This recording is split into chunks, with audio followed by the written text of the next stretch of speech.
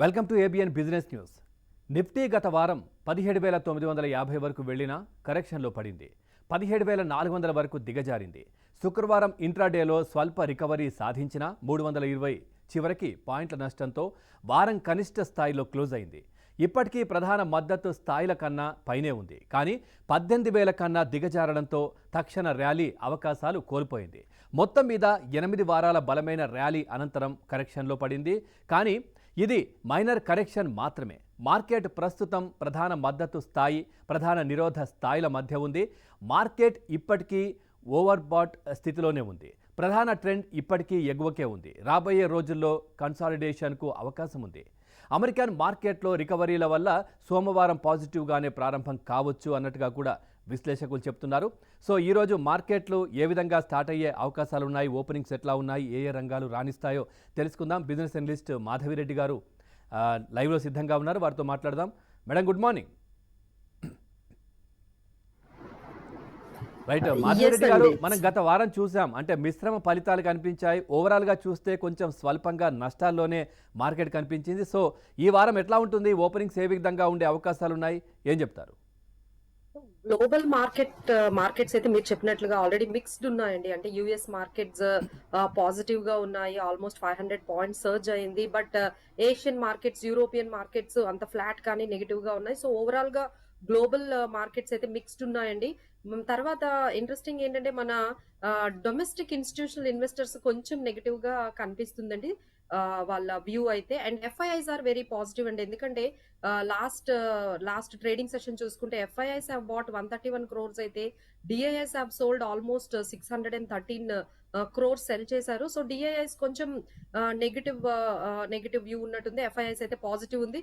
And overall sentiment అయితే it's really positive అండి. Trend is also positive. So మనము support level చూసుకుంటే there is good support at 17,300 17,400 దగ్గర మంచి సపోర్ట్ లెవెల్స్ ఉన్నాయి. But resistance is coming around 17,650 17,750 దగ్గర మనకి రెసిస్టెన్స్ లెవెల్స్ కనిపిస్తున్నాయి.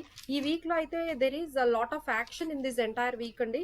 TCS results are coming in this week. And RBI policy కూడా ఈ ఫ్రైడే మనకి రాబోతున్నాయి. And manufacturing data, important data is coming. So let's see all overall macro data అయితే కొంచెం positive గానే కనిపిస్తుందండి. And again it's about flattish, అంటే ఈ రోజు ఫ్లాట్ గా కొంచెం ఉన్నట్టుగానే కనిపిస్తుందండి. ఈవెన్ సింగపూర్ లో మన ఎస్జిఎక్స్ నిఫ్టీ కూడా it was on flat mode.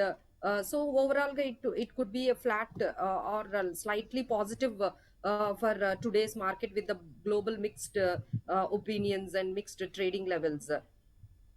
Right. అయితే మరి ఇన్వెస్టర్స్కి ఏం చెప్తారు మేడం? అంటే ఏ రంగాలు రాణించే అవకాశం ఉందంటారు? ఎందుకంటే ఈ రోజు మనకి కొంచెం ప్రైవేట్ బ్యాంక్స్ కానీ లేకపోతే you can see some like metal stocks, తర్వాత కొంచెం టెక్ స్టాక్స్ కూడా మీరు అబ్జర్వ్ చేయొచ్చండి. There might be some positive like Grasim కానీ, కోల్ ఇండియా కానీ, టెక్ మహీంద్రా కానీ, ఈ స్టాక్స్ కొంచెం ఒకసారి మీరు అబ్జర్వ్ చేయండి. So how they are going. And overall గా ఏంటంటే ఈ IPO markets are also like doing very, అంటే ఈ నెక్స్ట్ క్వార్టర్ అంతా కూడా ఐపీఓస్ లాగానే మనకి కనిపిస్తుందండి. There are 35 companies are planning in this October November లో అండి.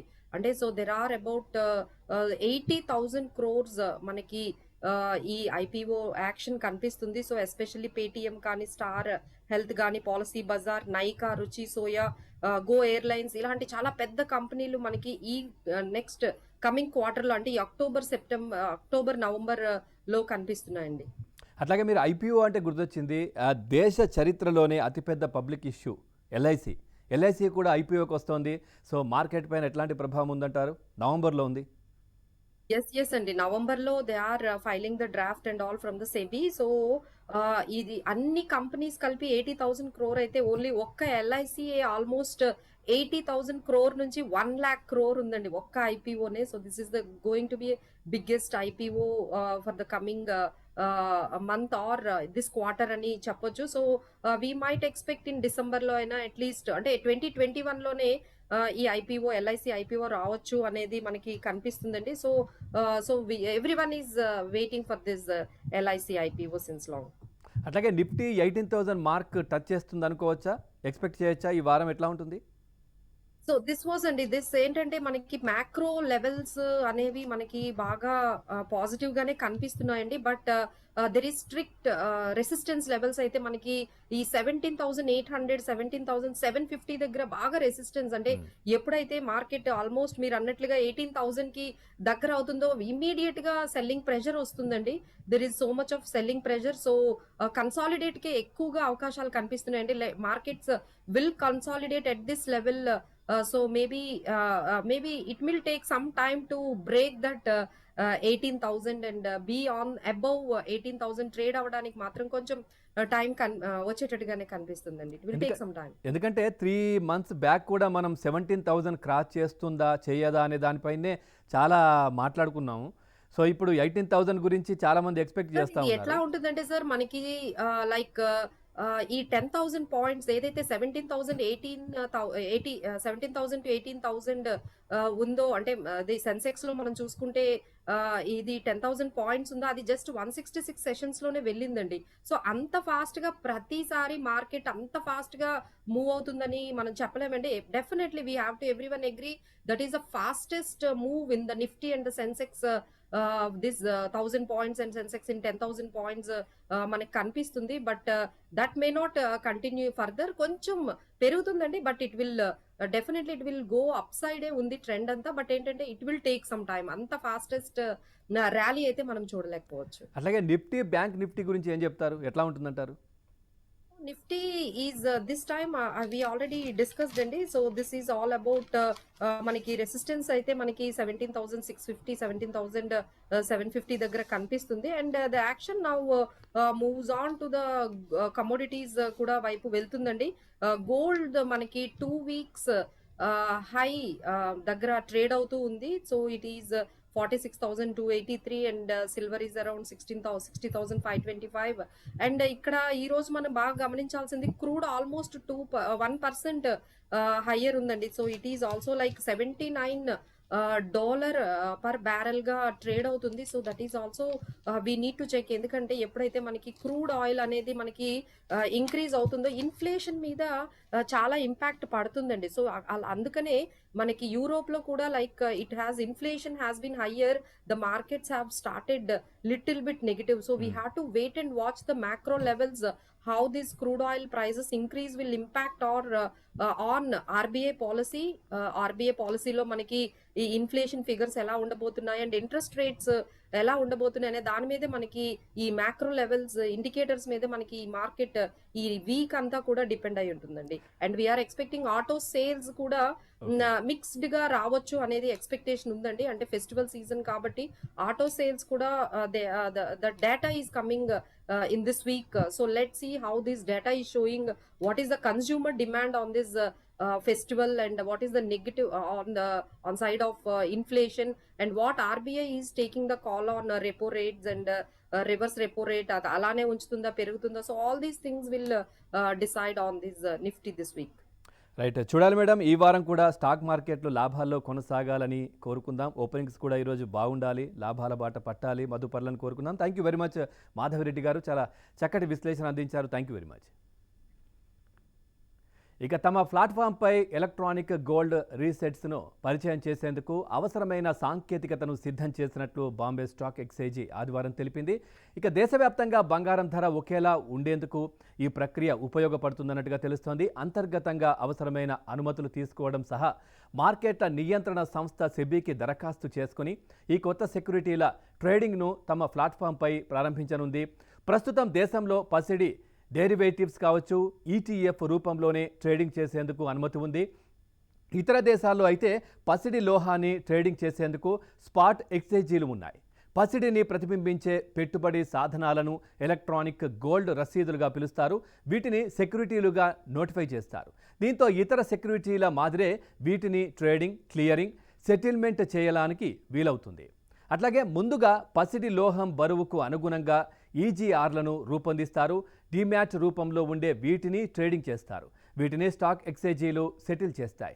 అవసరమైనప్పుడు లోహ రూపంలో తీసుకోవచ్చు. ప్రారంభంలో ఈజీఆర్లను 1 కిలో 100 గ్రాముల పరిణామంలో బీఎస్సీ అందుబాటులోకి తేవచ్చు. తర్వాత దశల వారీగా 50 గ్రాములు 10 గ్రాములు 5 గ్రాముల్లోనూ ఈజీఆర్లను జారీ చేయవచ్చునని తెలుస్తోంది. బ్యాంకులు, ఖజానాలు, టోకు, రిటైల్ వ్యాపారులు, దిగుమతిదారులు, ఎగుమతిదారులు కూడా ఈజీఆర్ ట్రేడింగ్లో భాగమవుతారు. ఇక ఆర్బీఐ గురించి మాట్లాడుకుంటే ఆర్బీఐ వచ్చే శుక్రవారం ప్రకటించే ద్వైమాసిక ద్రవ్య పరపతి విధానంలో కీలక రెపో రేటు పెంచకపోవచ్చునని భావిస్తున్నారు. ఆర్బీఐ ద్రవ్య విధాన కమిటీ గవర్నర్ శక్తికాంత దాస్ అధ్యక్షతన బుధవారం నుంచి శుక్రవారం వరకు సమావేశమవుతోంది. బ్యారెల్ ముడి చమురుల ధర $80లకు చేరువై ద్రవ్యోల్బణం కోరలు చాచే ప్రమాదం ఉందన్న ఆందోళన నేపథ్యంలో జరుగుతున్న ఈ భేటీకి అత్యంత ప్రాధాన్యత ఏర్పడింది. అదేవిధంగా ద్రవ్యోల్బణం భయాలున్న ఈసారి కూడా సర్దుబాటు విధానాన్నే కొనసాగిస్తుందని మార్కెట్ వర్గాలైతే అంచనా వేస్తున్నాయి. గతేడాది మే నుంచి ఆర్బీఐ రెపో రేటును 4% వద్దే కొనసాగిస్తోంది. ఈ రేటును ఏమాత్రం పెంచినా ఇప్పుడిప్పుడే కోలుకుంటున్న ఆర్థిక వ్యవస్థ దెబ్బతినే ప్రమాదం ఉందని నిపుణులు అంచనా వేస్తున్నారు. అయితే అధికంగా ఉన్న నిధుల సరఫరాకు చెక్ పెట్టేందుకు బ్యాంకుల నుంచి తీసుకునే స్వల్పకాలిక నిధులపై చెల్లించే రివర్స్ రెపో వడ్డీ రేటును మాత్రం స్వల్పంగా పెంచే అవకాశం ఉందని అంచనా. ఇక విద్యుత్ రంగం గురించి మాట్లాడుకుంటే విద్యుత్ రంగ ప్రభుత్వ దిగ్గజం ఎన్టీపీసీ తాజాగా డిజిన్వెస్ట్మెంట్ ప్రణాళికలు ఆవిష్కరించింది. 3 అనుబంధ సంస్థలను లిస్టింగ్ చేసే యోచనలో ఉన్నట్లు వెల్లడించింది. దీంతో 15,000 కోట్ల సమీకరణకు వీలున్నట్లు తెలుస్తోంది. జాబితాలో ఎన్వివిఎన్, నిప్కోతో పాటు ఏడాది కాలమే ఏర్పాటు చేసిన ఎన్టీపీసీ రెన్యూవబుల్ ఎనర్జీ ఉన్నట్లు తెలిపింది. అంతేకాకుండా స్టీల్ పిఎస్యు సెయిల్తో ఏర్పాటు చేసిన భాగస్వామ్య సంస్థ ఎన్టీపీసీ సెయిల్ పవర్ కంపెనీ నుంచి సైతం వైదొలగనున్నట్లు వెల్లడించింది. అట్లాగే ఎన్ఆర్ఎల్ను వచ్చే ఏడాది అక్టోబర్ కంటే ముందుగానే లిస్టింగ్ చేయనున్నట్లు ఎన్టీపీసీ తెలిపింది. పునరుత్పాదక ఇంధన విభాగంలో 2020 అక్టోబర్లో ఈ కంపెనీ కార్యకలాపాలు ప్రారంభమయ్యాయి. ఏడాదికి 78 గిగావాట్ల సామర్థ్యాన్ని జత కలుపుకోనుంది. ఇక పవర్ ట్రేడింగ్కు ఏర్పాటు చేసిన కంపెనీ ఎన్వివిఎన్ తదుపరి ప్లే యాష్ ట్రేడింగ్, వినియోగం, electric, hydrogen mobility, waste to energy ప్రాజెక్టులను చేపట్టింది. గతేడాది మార్చిలో నిప్కోలో ఎన్టీపీసీ 100% వాటాను సొంతం చేసుకుంది. Company 7 hydro, 3 thermal, 1 solar power స్టేషన్ను నిర్వహిస్తోంది. 2057 మెగావాట్ల సామర్థ్యాన్ని కలిగి ఉంది. 50% వాటాతో ఏర్పాటైన ఎన్టీపీసీ సెయిల్ జేవీ దుర్గాపూర్, మార్కెల్లా, కిలాయిలలో సెయిల్ సొంత అవసరాలకు వీలుగా 814 మెగావాట్ల విద్యుత్ ఉత్పత్తి యూనిట్లను నెలకొల్పింది. ఇక ఇదే వాటి ఏబిఎన్ బిజినెస్ న్యూస్. తాజా సమాచారం కోసం చూస్తూనే ఉండండి ఏబిఎన్.